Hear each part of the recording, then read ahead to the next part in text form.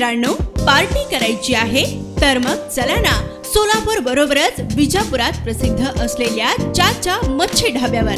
चाचा मच्छी ढाबा, विजापूर रोड, टाकळी, सोलापूर. संपर्क 9765 066 495.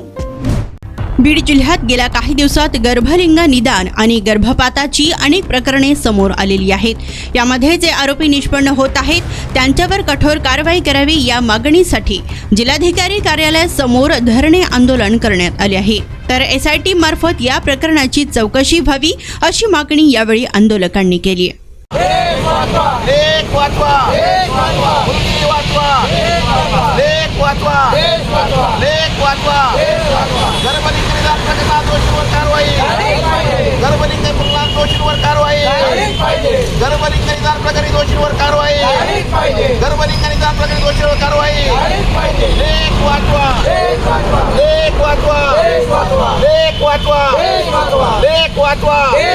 गर्भलिंगनात दोषींवर कारवाई, गर्भलिंग निदान प्रकरणी दोषींवर कारवाई, गर्भलिंग निदान प्रकरणी दोषींवर कारवाई.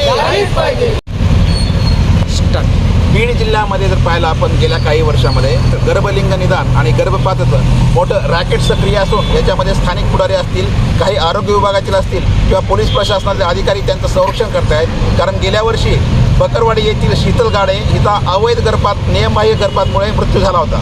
तेव्हा मोठ्या प्रमाणावर धरपकड झाली. परंतु गेवराईमध्ये जी घटना घडली त्याच्यामध्ये जी मनीषा सानप आणि डॉक्टर संतोष गवारे यांनाही अटक करण्यात आलं होतं. हे 9-10 महिने जेलमध्ये राहिल्यानंतर त्यांनी पुन्हा तेच प्रकार सुरू केलेला आहे. म्हणजे जेव्हा आम्ही गेल्या वर्षी आंदोलन केलं तेव्हा मुख्य सूत्रधार जे आहेत त्यांना कठोर कारवाई व्हावी अशी आमची मागणी होती. परंतु पोलीस प्रशासनानं दुर्लक्ष केलं. कारण त्यावेळेस आरोपींना जामीन मिळण्यासाठी पोलीस तपास अधिकारी जे त्यांनी सहकार्य केलं. त्याचबरोबर बीड जिल्ह्यामध्ये 5 वर्षामध्ये 4700 गर्भपिशव्या काढण्यात आलेल्या आहेत. आणि जिल्हा शल्यचिकित्सक यांनी असा अहवाल दिलेला आहे की सरकारी डॉक्टरांनी गर्भपिशव्या काढण्याची गरज नसताना सुद्धा 99 खाजगी डॉक्टरांकडून गर्भपिशव्या काढण्यात अहवाल आलेला आहे. हा अतिशय धक्कादायक आहे. त्यामुळे आमची अशी मागणी की जर मुलगी वाचवायची असेल तर हे जे करणारे आहेत तर यांची सखोल चौकशी व्हायला पाहिजे. आमची अशी मागणी आहे की SIT मार्फत चौकशी व्हायला पाहिजे आणि मुख्य निवृत्त न्यायाधीश जे आहेत त्यांच्या अध्यक्षतेने चौकशी व्हायला पाहिजे आणि संबंधितावर कठोर कारवाई होण्यासाठी आज आम्ही जिल्हाधिकाऱ्यासमोर धरणे आंदोलन करत आहोत.